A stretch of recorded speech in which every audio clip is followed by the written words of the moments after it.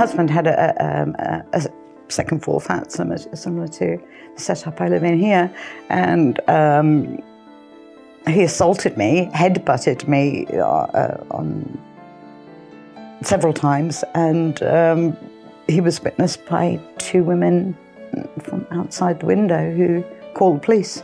There's a whole lot of shame attached to being mentally ill as well, because you're supposed to feel okay. People say that you should feel better, or you're not supposed to be like that. And I think it impacts on you because you've got a fair amount of knowledge in terms of me having been a nurse or still am a nurse, where you're always helping other people, and you can't sort of accept that you've come to the point where you now need help. I'd been suffering from depression the previous year through the psychological and emotional abuse that I was receiving. And in some ways, I think I was just so relieved that it was all out in the open and that I'd got a way out, really.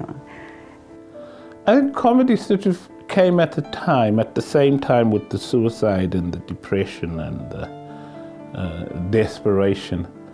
Comedy came there to give me a little bit of belief in me. You know, it was... I landed up in a situation where other people was laughing, other people was listening to me. Because that's also the other problem you were talking earlier on. What does mental illness do to you? Mental illness takes your voice away.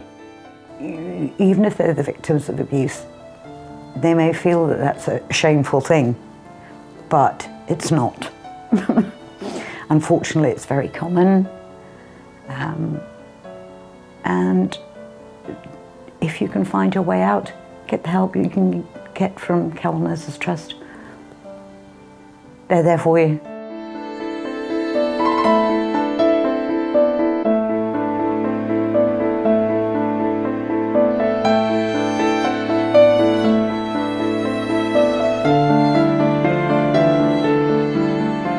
Last year I won the Edith Cavell Leadership Award, which was amazing, very humbling. It was quite a surprise, I suppose, but a fantastic opportunity, which has really helped me move on a lot with where I'm hoping to go with my career. So. The placement allowed me to go out to Peru. I was working in the Cusco region, and I was based in a hospital in the city and worked out with different teams. The main objective was to work with a research team who were looking at the impact of mining and oil dredging in and on the local population. So how the water supplies have been contaminated with heavy metals and with byproducts from the oil and the petrol. The Cavell Nurses Trust means lots of things. For me personally, it's provided me with the opportunity to follow through with some of my hopes and dreams. But I feel that it also really encompasses the compassionate care which we're striving for today. I think it brings together the legacy of Edith Cavell herself and what she stood for, and for the amazing things which she did before her time, really. And I think the Trust itself does so much to try and foster what she stood for today in a more relevant context of the world which we're now living in, and I think it provides for so many people in really beneficial ways.